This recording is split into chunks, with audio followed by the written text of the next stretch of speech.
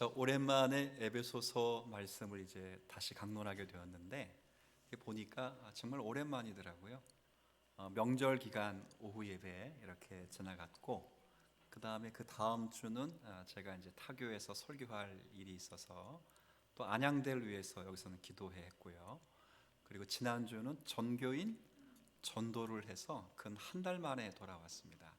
이럴 때마다 좀 부담스럽습니다. 앞에 내용과 어떻게 연결을 시켜야 되는가. 그럴 때 우리 지난번까지 살펴본 큰 내용은 바울 사도의 찬송입니다. 3절에 찬송하리로다 라고 시작된 이 사도 바울의 찬양이 3절부터 14절까지 이렇게 길게 기록되어 있었어요. 우리 1절, 2절이 인사말이거든요. 1절, 2절에 보면 복음의 핵심인 은혜와 평강을 먼저 이야기하고요. 그리고 3절부터 14절까지는 그 은혜와 평강의 출처가 되시는 삼위일체 하나님에 대한 찬송입니다. 그래서 앞부분은 성부 하나님과 관계돼서는 어떤 걸 찬양했냐면 선택, 들어보셨죠? 그 다음에 성자 하나님과 관계돼서는 뭐였죠? 구속. 예, 기억하시네요. 한 달 만에 하는 건데요. 성령 하나님과 관계돼서는 그렇지, 인치심과 보증에 대해서 이렇게 쭉 이야기를 했습니다. 그리고 이제 오늘 이야기는 그 찬양 뒤에 나오는 기도입니다. 바울 사도의 기도인데 그 가운데 특별히 읽은 15절부터 19절까지는 내가 너희를 위하여 이렇게 기도한다 하는 기도의 내용들이 나옵니다. 15절을 잠깐 보시면 이로 말미암아 이렇게 시작돼요.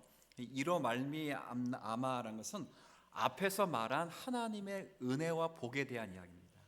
너희들이, 그러니까 쉽게 설명하면 하나님께서 그리스도 안에서 이러이러한 복을 너희에게 주셨기 때문에 나는 너희들을 위하여 이렇게 담대히 기도할 수 있다, 이런 의미예요. 그리고 이로 말미암아 그 다음부터 한번 주 예수부터 시작해서 16절까지 한번 같이 있습니다. 시작. 주 너희 믿음과 모든 성도를 향한 사랑을 나도 듣고 내가 기도할 때에 기억하며 너희로 말미암아 감사하기를 그치지 아니하고.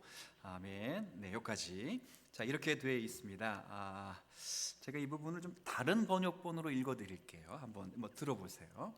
나는, 이거 바울입니다. 나는 여러분이 주 예수님을 잘 믿고 또 모든 성도를 사랑한다는 말을 듣고 내가 당신들을 위해 기도할 때마다 항상 하나님께 감사하고 있습니다. 이 바울의 마음이에요. 자, 그러면 바울의 이 마음은 굉장히 지금 어떤 상태예요? 흡족한 상태이고 즐거운 상태입니다. 그죠? 내가 기도할 때마다, 특별히 에베소 기도 교인들을 생각할 때마다 참 어떻다고요? 감사하다, 좋다, 마음이 흡족하다, 이거예요. 은혜죠. 목회자의 기쁨일 수 있습니다. 저도 사무엘 선지자의 말씀처럼 백성을 위하여 기도하지 않는 죄, 기도를 쉬는 죄를 범하지 않도록 하기 위해서 늘 여러분들의 이름을 일주일에 한 번씩은 부르면서 기도를 합니다. 근데 놀랍게 여러분들의 이름을 부르며 기도할 때 어떨 때는 누군가를 위해 기도할 때 마음에 기쁨이 있을 수 있을까 없을까요? 있겠지. 어떤 경우일까요? 누군가로부터 여러분의 이야기를 들었을 때요. 구역장님을 통해 듣든지 목사님을 통해 듣든지 누군가를 통해서 장로님을 통해 듣든지 직접 듣든지 지난 한 주간 동안에 이러이러한 일이 있었는데 그때 그래도 하나님께서 이렇게 역사하셔서 마음을 이렇게 먹고 내가 하나님께 이렇게 했었어요, 감사했었어요 라는 이야기를 듣고 그분을 위해 기도하면 약간 우스갯소리가 될 수 있는데 기도빨이 잘 설까요, 안 설까요? 기도가 잘 됩니다. 없던 기도도 생깁니다. 그런데 기도를 딱 하는데 죄송해요, 15년 전에 그 모습이나 15년이 제가 부임한 지 15년 전혀 말씀에 관심이 없고 전혀 회개의 흔적을 가져본 적 없고 십자가 체험을 해본 적이 없고 그런 분들을 향해서 제가 이제 기도를 쉬는 죄를 범하지 않기 위해서 기도는 하지만 그런 분을 위해 기도할 때는 고구마가 있을까 없을까 여기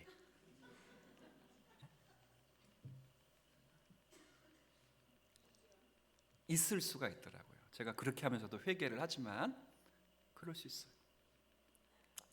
목회자라고 하는 것도 연약한 지체이기도 하지만 바울 사도의 권면을 따르면 하나님과 영적인 관계를 잘 맺고 있는 성도들을 향하여 목회자가 기쁨을 표출하는 건 죄가 아니에요. 뭐가 아니라고요? 죄가 아니에요. 그리고 하나님과의 관계를 가로막으면서 여전히 십자가의 체험을 갖지 못한 성도들을 향하여 말씀과 의로 꾸짖는 것도 뭐가 아니에요? 죄가 아니에요. 왜냐하면 청교도들은 구원을 밖에서 안으로 인도하는 것을 구원으로 말하지 않고 교회당 안에서 추수하는 걸 구원으로 얘기했어요. 그러니까 일단 어디 안에 있는 사람들, 제가 늘 그러잖아요. 예배당 문턱은 낮춰도 무슨 문턱은 낮추지 말라고요? 교회 문턱은 낮추면 안 돼요. 예배당 문턱은 낮춰서 누구나 들어올 수 있게, 누구나. 그런데 교회라고 하는 보편 교회의 표지를 낮추거나 세례를 아무렇게 주거나 하나님의 은혜의 경험이 없는 자들에게 직분을 주는 건 목회자의 죄입니다.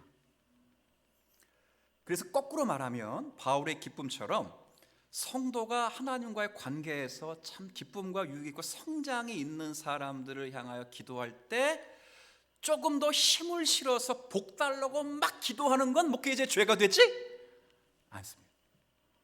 제가 이번 한 주간 여러분을 위해 또 이름을 불러 기도할 텐데 여러분의 이름을 불러 기도할 때 저에게도 기쁨이 되고 기도 속에서도 감사가 넘치는 기도가 많이 나올 수 있도록 은혜 주시기를 축원합니다.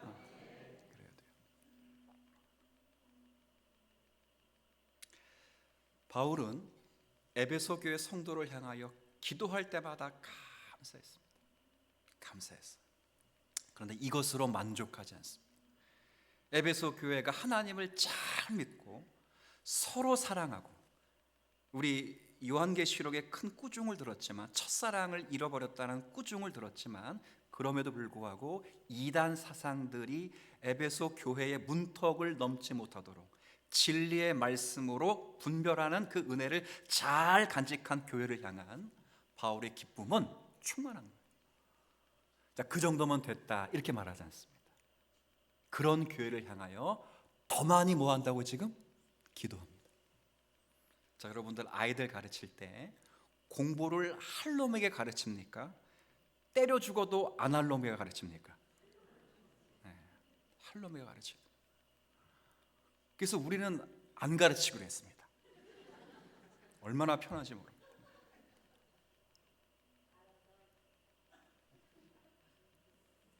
그런 겁니다.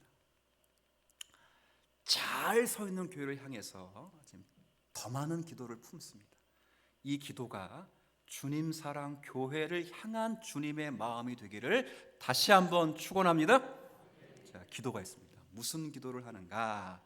이제 하는 거야. 그걸 오늘 살펴볼 겁니다. 그 내용이 17절부터 19절까지의 내용입니다. 자, 이 간구를 살필 겁니다. 가장 큰 간구, 가장 큰 집합체의 기도가 있습니다. 이게 뭐냐면 17절이에요. 자, 같이 한번 읽습니다. 시작. 지혜와 계시의 영을 너희에게 주사. 그다음. 아멘. 자, 사도 바울이 에베소 교회를 향하여 가장 큰 기도 제목을 가지고 있습니다. 그게 뭐죠? 알게 하여 주옵소서. 하나님, 우리 에베소 교회 성도들이 하나님을 뜨겁게 사랑하고요, 성도들을 믿음 가운데 세우기 위해서 말씀 사역을 흥황하고요, 봉사가 충만해요. 그러니 하나님 저들에게 건강을 주세요, 물질의 복을 주세요, 사회의 평안을 주세요. 이렇게 구하지 않고 뭘 구했다고? 하나님을 아는 지식을 구했다고요.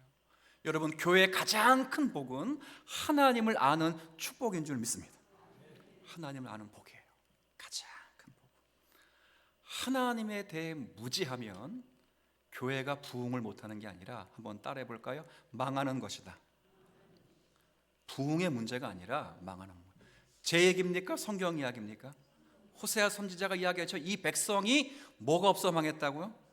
하나님을 아는, 하나님에 대하여 아는 지식이 아니라 하나님을 아는 지식이 없어. 마태복음과 연결하면 하나님의 율법을 마치 공로와 사람을 정죄하여 구원의 조건으로 생각했지만, 그 율법은 하나님의 속성, 즉 인애와 긍휼과 자비를 알려주기 위한 법인데, 그들이 율법을 통하여 하나님의 인애와 자비를 거절하고 그것을 자랑거지로 삼는 그들을 향하여 하나님을 아는 뭐가 없다고요? 지식이 없다, 사랑이 없다 이렇게 말하지 않았습니다. 자비가 없다 이렇게 말하지 않습니다. 하나님을 아는 뭐가 없다고요? 지식이 없습니다. 그래서 하나님을 아는 건 필수적인 과정입니다. 교회의 흥망은 그래서 하나님을 아는 지식과 아주 밀접하게 연결되어 있습니다. 심각하게 추락하고 있는 지금의 기독교도 예외가 아닙니다. 성도들이 하나님을 너무도 모르고 있다 이렇게 생각됩니다. 순종하지 않기 때문에 모르고 있는 것이고, 하나님을 모르기 때문에 순종하지 못할 수도 있습니다. 그런데 중요한 건 이 하나님을 아는 지식이 없으면 다 망하는 것입니다. 반드시 아는 지식이 있어야 돼요. 근데 놀라운 건 하나님을 어떻게 알 수 있느냐? 그럴 때 다시 17절. 자, 우리 주 예수 그리스도의 하나님 영광의 아버지께서 지혜와 계시의, 그다음 뭐라고 했어요? 영을 너희에게 뭘 해야 돼요? 자, 지혜와 계시의 영이 누구십니까? 성령이십니다. 성령의 조명하심이 없이는 하나님을 아는 지식을 가질 수 없습니다. 그렇죠?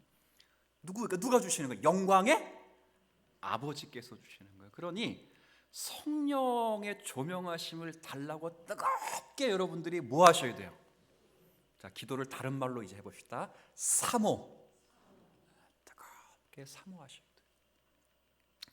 성령께서 저희들의 죄의 흔적과 우리의 게으른 습관과 우리의 무지 때문에 성령의 우리의 마음에 조명하심을 우리의 어두운 지식으로 가리운 일이 없도록 하나님을 뜨겁게 사랑하시면서 그 조명이 우리 마음에 가득하기를, 다시 한번 기도라는 말을 바꿔서 제가 뭐라고 시작?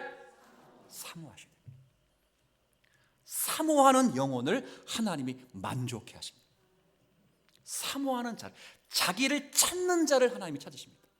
기억하십시오. 그러니까 허물과 죄로 죽었던 자를 찾으시는 건 하나님이십니다. 그러나 구원받은 다음은 하나님 누굴 찾느냐? 자기를 찾는 자를 찾으십니다. 여러분이 구원을 받은 후는 하나님이 여러분을 찾기도 하시지만, 여러분이 하나님을 뜨겁게, 기도를 다른 말로 해서 시작, 사모하셔야만 하나님이 여러분을 찾아주십니다. 이럴 때 물어야 됩니다. 믿습니까? 이런 마음이 있어야 돼요. 너무 우리가 이렇게 신칼빈주의처럼 돼가지고 하나님이 다 알아시겠지. 우리는 칼빈의 사상을 따르지만 신칼빈주의는 아니에요. 청교도의 사상을 잘 따라가지만 청교도주의가 아닌 것, 청교도가 아닌 것처럼 우리가 잘 생각을 하셔야 합니다. 자, 그런데 성령의 조명이 필요하기 때문에 성령에게 명령하거나 그러면 안 돼요. 제가 좀 마음 아픈 이야기를 좀 할 거예요. 우리 교회에서 걸출한 2명의 목사님이 나오셨습니다. 몇 명? 그것도 여자 목사님이 우리 교회에서. 그분들이 신앙생활을 우리 교회에서 잘하신 분들은 아닙니다. 잠깐 오셨다 가시고 그냥 뭐 이렇게. 근데 교역자에게 들려오는 거예요. 근데 뭐 어떻게 목사가 되는지는 모르겠어요.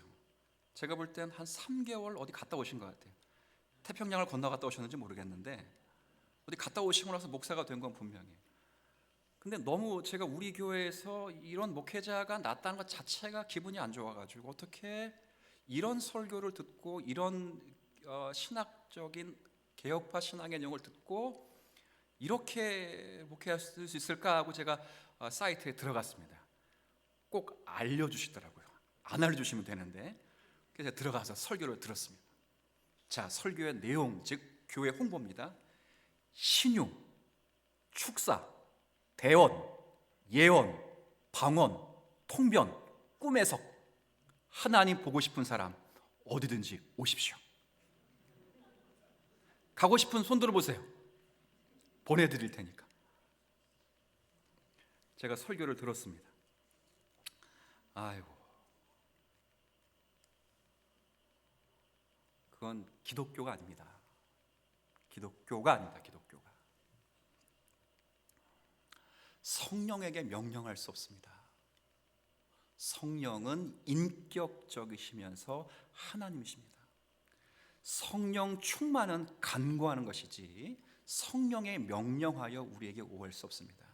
여러분 인생 가운데 여러분의 죄를 깨닫게 하든 구원에 이르게 하든 여러분들의 지성을 거듭난 성도의 지성을 깨우쳐 믿음으로 반응케 하는 모든 성령의 역사에 여러분 아까 기도라는 말을 바꿨으니까 여러분 뭐 하셔야 된다고요? 사모하시는 은혜가 있기를 바랍니다. 다시는 우리 교회에서 그런 여성 목사가 안 나오기를 축원드립니다. 여러분은 안 할 줄 알아요. 그분들은 대충 우리 교회를 갖다 지나온 것 같아요. 자, 그래서 하나님을 아는 지식을 알려달라고 성령님께 간구하고 18절, 그래서 너희의 뭘 밝혀야 된다고요? 마음의 눈을. 종교개혁자들은 거듭난 지성을 그랬습니다. 그러니까 성도의 거듭난 우리의 마음의 눈, 지성을 밝혀야 하나님이 누군지를 알 수 있어요. 자, 그래서 이제 하나님을 아는 그 지식을 가지고 지식을 따라 세 가지 기도 제목을 이야기합니다. 첫 번째, 18절 한번 여러분, 자, 앞부분까지만 같이 읽습니다. 시작. 너의 마음의 눈을 밝혀. 첫 번째, 그의 소망이 무엇이며. 첫 번째 기도 제목이 뭐예요? 시작. 예, 제가 이걸 세 번역으로 읽어드릴게요. 세 번역으로. 하나님의 부르심에 속한 소망이 무엇인지를 알게 되기를 원합니다. 자, 하나님께 속한 소망. 쉽게 설명하면 하나님께서 우리를 자녀 삼으시고 백성 삼으신 이유에 대해서 우리가 알기를 원합니다. 자, 이걸 기도했으니까 주님 사랑교회 성도도 테스트 한번 해보겠습니다. 눈 잠깐 감으세요. 주무셔도 된다는 특권이 아니라 스스로에게 물어보는 겁니다. 네, 그렇죠? 제가 질문하는 거예요. 하나님이 뭐뭐뭐 권사, 뭐뭐뭐 집사, 뭐뭐뭐 장로를 왜 하나님의 백성 삼아 주셨는지 아십니까? 눈 뜨세요. 난 아멘 그렇다 한번 그런 사람은 마음에 손을 드세요. 왜 아무도 안 드시는 거예요? 자, 왜 불러주셨을까요? 왜? 정확한 답을 한번 들어보십시다. 자, 일단은 큰 답이에요. 큰 답. 자, 일단 쭉 읽어보세요. 성부 하나님에 대한 선택을 노래하면서 6절 여러분들 읽어주세요. 시작. 1장 6절 시작.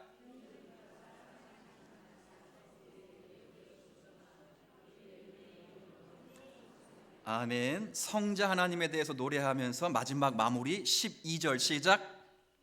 이는 우리가 그리스도 안에서 전부터 바라던 그의 성령 하나님에 대해서 노래하면서 마무리하는 글 14절. 이는 우리의 기업의 보증이 되사 그 얻으신 것을 속량하시고 시작. 자, 일단 큰 테두리 안에서는 자, 우리를 왜 불러주셨습니까? 시작. 하나님의 영광을. 네, 아멘. 자, 이게 큰 목적입니다. 근데 이건 하나님 자체의 목적입니다. 자체. 자, 그런데 우리와 관계된 목적은 더 세부적으로 있습니다. 그게 어디냐면 4절입니다. 4절.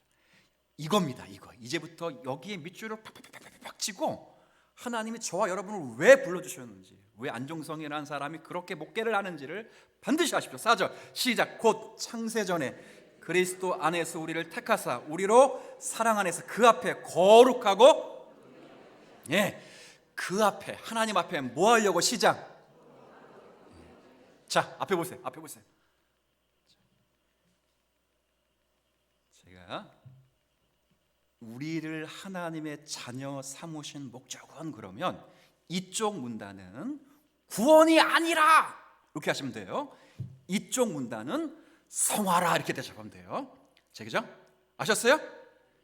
우리를 하나님의 자녀 삼으시고 백성 삼으신 것은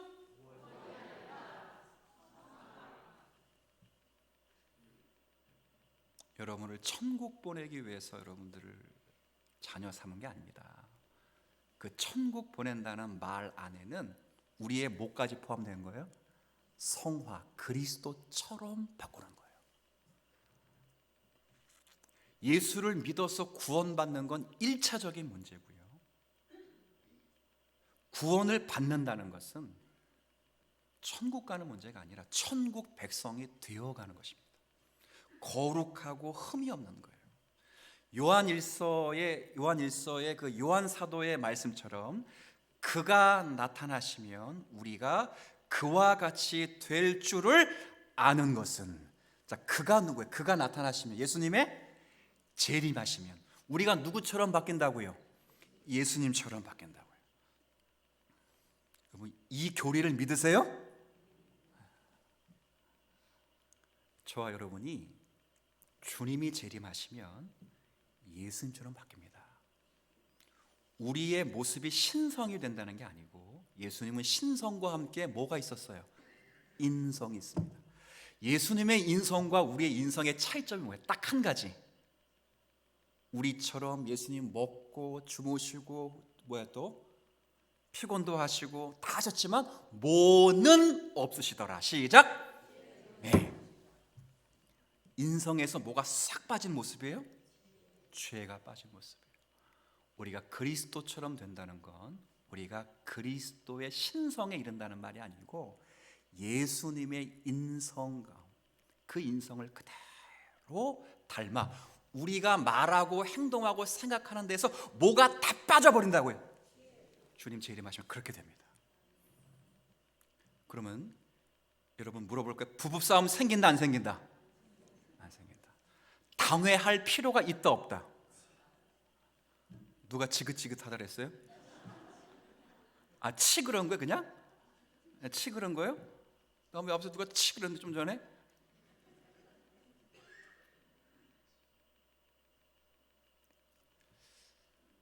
목회를 하다 보면 목사일지라도 설교하고 신방하고 목양하고 책 읽을 때 죄의 모습 그대로 가지고 있어요.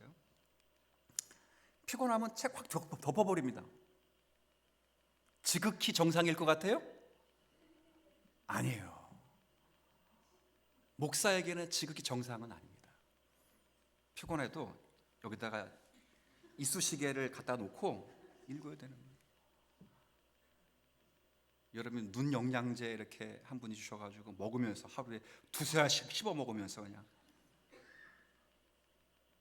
그렇게 하는 거예요. 신방을 갔는데 성도분들이 밥을 좀 늦게 차려도 좋잖아요. 미리 싹 차려놓는 거예요. 그러니까 예배를 드리는데 막 은혜가 내가 안 돼. 먹고 싶다. 나도 그렇다니까. 앞에 내가 좋아하는 딸기도 있고 이쪽에 갈비도 있고 홍동백서 그런 건 아니죠. 예배가 진행이 안 돼. 내가 그래. 그런데 주님이 나타나시면, 하시오시면 그런 죄의 모습이 싹 사라지고 얼굴과 얼굴을 마주하듯이 그리스도와 대화할 수 있는 그런 사람이 될 줄로 믿습니다. 그래서 사도 요한이 뭐라 말하냐면, 그가 나타나시면 우리가 그와 같이 될 줄을 아는 것은, 그래서 주를 향하여 이 소망을 가진 자마다 그의 그리스도의 깨끗하심과 같이 자기를 깨끗하게 하느니라. 거룩하고 흠이 없도록 우리를 부르신 하나님의 은혜를 기억하라는 거예요. 자, 다시 묻습니다. 하나님이 저와 여러분들을 왜 하나님의 자녀 삼으시고 백성 삼으시며 구원해 주셨습니까? 시작. 거룩하고, 네. 그가 나타나시면 누구처럼 만드시기 위하여? 그리스도의 장성한 자리에. 그래서 그때가 되면 그리스도처럼 될 것을 믿고 우리는 성화의 자리에서 그리스도처럼 자기를 어떻게 하는 거예요? 깨끗하게 하는 거예요. 깨끗하게. 오전 예배 설교했잖아요. 우리의 죄를 용서해 주시되 우리의 죄를 징계하시고 양심을 깨우쳐서 죄를 들추시는 것은 죄 책값을 받고자 함이 아니다. 죄 책값은 우리가 감당할 수 있는 게 아닙니다. 예수님이 하시는, 예수님이. 우리는 죄값을 감당할 수 없습니다. 다만 그 죄의 깊이를 깨닫고 나를 대신하여 십자가를 지신 그리스도를 바라보고 다시는 그와 같은 죄를 반복하여 하나님의 영광을 가리지 않는 하나님의 사람이 되도록 하기 위하여 죄를 징계하시면서 교훈하시면서 저와 여러분을 사용하시는 주님인 줄 믿습니다.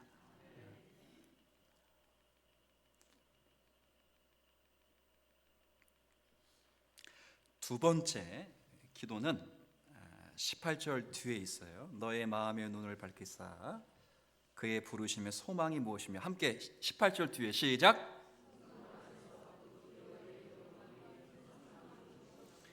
성도 안에서 그 기업의 영광의 풍성함이 무엇이며, 이건데 제가 이것도 새 번역을 한번 읽어드릴게요. 새 번역이 의외로 번역을 잘했더라고요. 제가 한번 읽어드릴게요.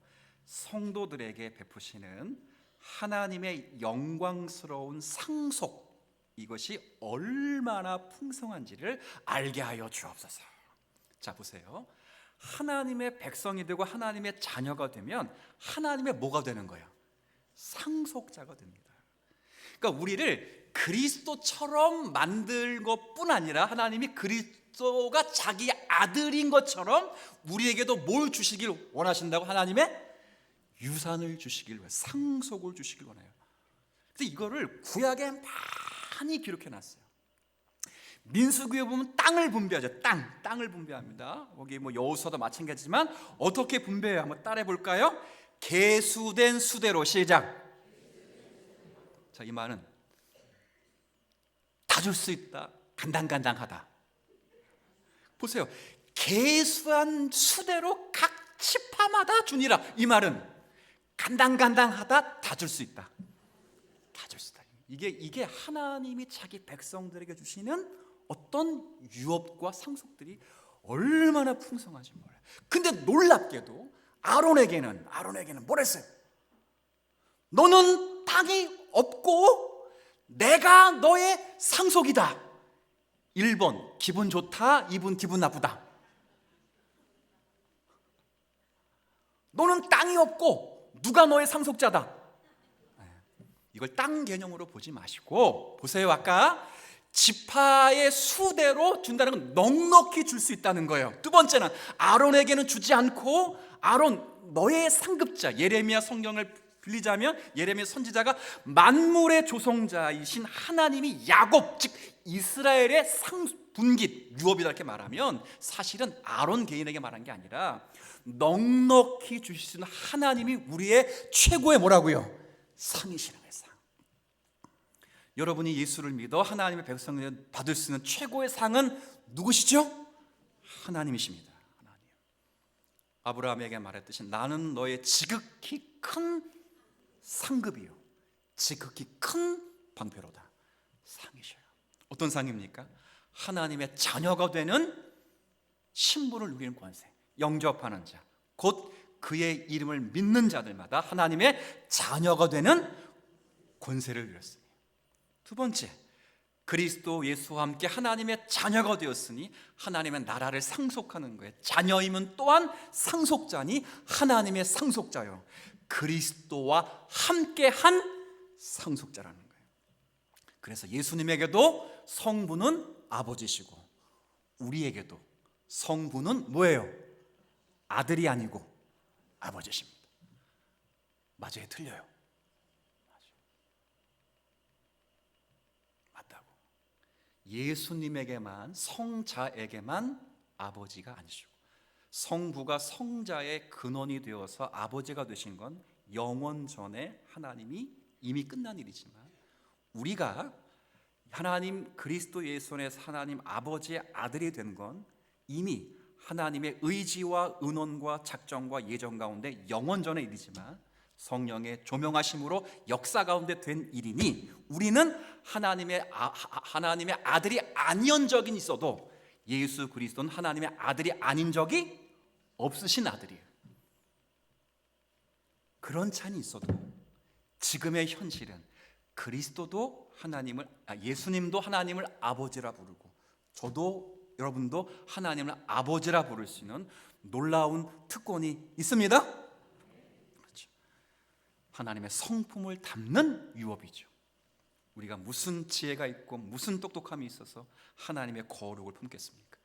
우리가 하나님의 어떻게 의로움을 가질 수 있습니까? 하나님의 지혜를 가질 수 있습니까? 그리고 하나님과 더불어 영원한 기쁨과 만족을 누릴 수 있는 놀라운 상급들이 우리에게 있다는 거예요. 자, 한번 옆 사람에게 잠깐 피곤하실 수 있으니까 잘 받고 누리십시다. 시작. 누리세요. 누리시라고. 새해 복 많이 받고 그 다음 누리시라고. 누려야지. 기쁨이에요. 기쁘지 않아요? 얼마나 기쁜지를 비교할 수 없도록 이야기 드렸습니다. 지금부터 1년 1개월 전에 여러분이 삼성전자 주가가 4만 9천 원일 때 1만 주를 사서 4억 9천을 투자했는데, 지금 지난주인가요? 그게 20만 원으로 뛰어서 4배의 결실을 이루었다면, 참 지금 밥을 안 먹어도 그거보다 더 큰 기쁨이라고. 비교할 수 없다고. 뭐 못 사서 억울한 거예요? 나는 없어서 그러거든. 없어. 나 아무렇지도 않아요. 아무렇지도 않아. 뭐. 제가 예언할게요. 빨리 떨어져라. 확 떨어졌으면 좋겠어 그냥. 농담이고요. 그것과 견주할 수 없는 기쁨.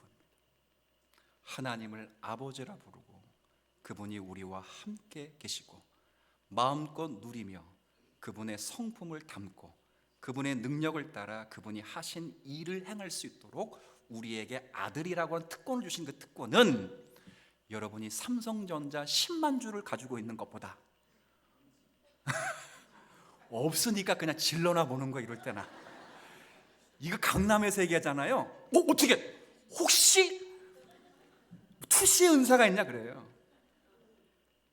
제가 얘기했잖아요. 신바보 중앙교회 그 사역할 때마다도 40평 30몇 평이 10억도 안 됐어. 뭐 7억 6억 했다고요. 근데 제가 지난주에 가서 설교를 갔더니 딱 써 있어. 34평 47억. 제가 장로님들 만들었어요. 10채만 팔라고. 내 안양대 사게 10채만 좀 팔아달라고 그랬어요.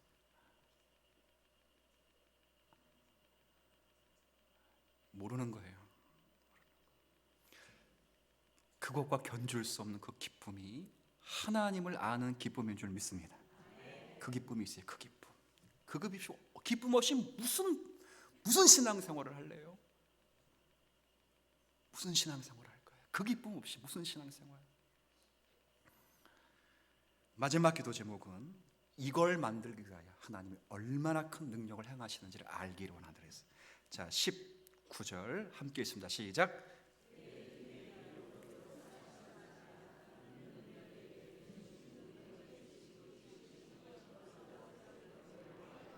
네, 여기 헬라어 힘이라는 단어가 4번 쓰이거든요. 힘, 위력, 역사, 능력. 헬라어 단어에 힘이라고 하는 단어를 4가지를 사용했어요. 이 4가지가 다 힘이라는 단어인데요. 의미가 달라요. 잠재된 힘, 길러진 힘, 나도 봐야 돼. 뭐라고 쓴 거야? 글씨가 안 보이네.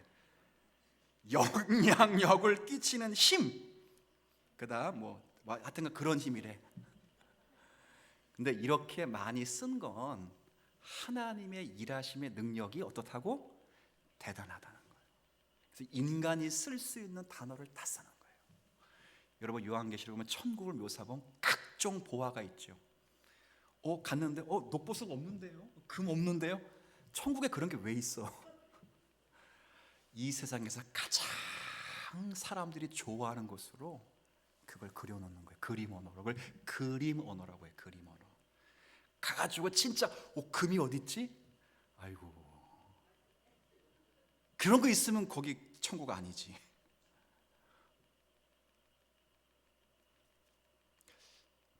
여러분, 하나님의 힘, 위력, 능력 이런 걸 기록할 때는 그만큼 하나님이 지금 당신들을 자녀를 위하여 그렇게 노력하고 투자했다는 그걸 알기를 원합니다. 그것이 20절에 다음 주 살피겠지만 그리스도의 십자가 부활이에요.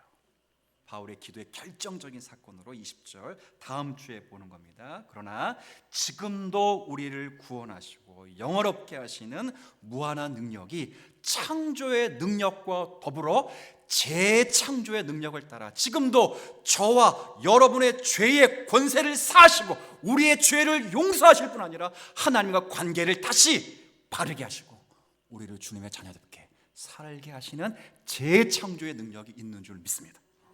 이건 창조의 능력과는 다른 더 큰 능력이에요. 지금도 그 능력을 부어주시는 거예요.